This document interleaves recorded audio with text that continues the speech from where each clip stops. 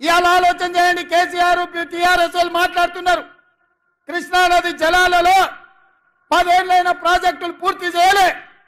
రోజమ్మ పెట్టిన రాగి సంకటి నాటుకోడు పులుసు తిని బల్చి అల్సిచ్చి ఇవాళ కృష్ణానది జలాలు రాయలసీమలకు తరలించకపోతుంటే పోతిరెడ్డిపాడు పొక్క పెద్దదైనా ముచ్చమరిలో నీళ్లు అయినా మాల్యాలలో లిఫ్టులు పెట్టిన కేసీఆర్ నోట్ల ఏం పెట్టుకున్నాడని నేను అడుగుతున్న. 10 ఏళ్ళు ఎందుకు మాట్లాడలే? మేము వచ్చినాక కొట్లాడి మేము ఆపాలనే ప్రయత్నం చేస్తుంటే మా కాళ్ళ కట్టబెడుతున్నాడు, మా కాళ్ళు పట్టి గుంజుతున్నాడు. నీలాకేమన్నా తాగుబోతున్నా, నేనేమన్నా తిరుగుబోతున్నా? కేసీఆర్ తాగుతోటి దిగుతోటి మాట్లాడనికే నేను కేసీఆర్ని కాదు, నేను మీ రేవంత్ అన్నాను. పొద్దునైనా మధ్యాహ్నమైనా రాత్రైనా అర్ధరాత్రి అయినా హోస్లో ఉండేటోని, మీ సహకారంతో జోష్లో పనిచేసేటోని. నాకా నువ్వు చదువు చెప్పేది? ఇవాళ ఆయన కోరిక అంత ఒక్కటే, ఈ పిల్లగాడు అయ్యిండు, నా కొడుకుని చేద్దాం అనుకున్నా, నా తర్వాత కానీ పిల్లగాడు అయ్యిండు, గా పాలమూరోడు అయ్యిండు అని మన మీద అసూయతోని ద్వేషం కక్కుతున్నాడు. సిగ్గుండాలని కేసీఆర్. ఇవాళ హరీష్ రావు అంటుండు అసెంబ్లీకి ఎందుకు రాలేదా అంటే మా మామకు ఒంట్లో బాగాలేదని. ఒంట్లో బాగాలేనోడు నల్లగొండెం గాడిదలంగా ఆయనకి పోయినా అని నేను అడుగుతున్నా. మొన్నటి ఎన్నికల్లో ప్రజలు బోర్ల బొక్కలేసి బొక్కలు ఇరగొడితే ఇంట్లో వండుకోకుండా ఇవాళ సిగ్గు లేకుండా వీధుల్లో తిరిగి కాంగ్రెస్ పార్టీని తిడుతున్నాడు. కాంగ్రెస్ ఏం చేయలేదని.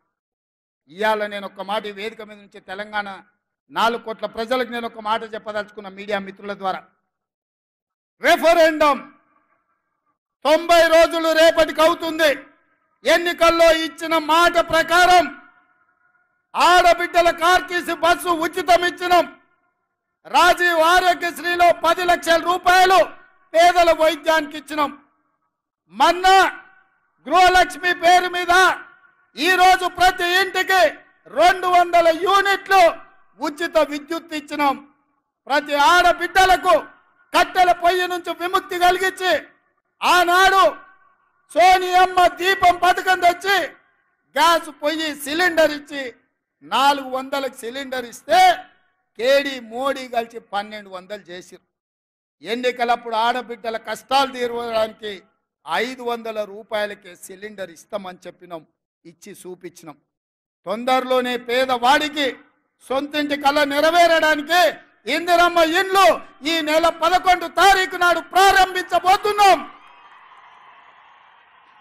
ప్రతి నియోజకవర్గంలో పేదవాడికి ఇల్లు ఇవ్వడానికి 3500 ఇల్లు ప్రతి నియోజకవర్గంలో ఆల్రెడీ మంజూరు చేసినాం.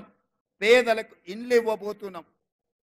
రైతు భరోసా పథకం కింద ప్రతి పేదవాడికి 1 ఎకరం 2 ఎకరాలు 3 ఎకరాలు 4 ఎకరాలు 5 ఎకరాల పైన ఉండే వాళ్లకు వరుసగా ఖాతాలలో వాళ్లకు రైతు భరోసా పథకం నిధులు వేసినాం.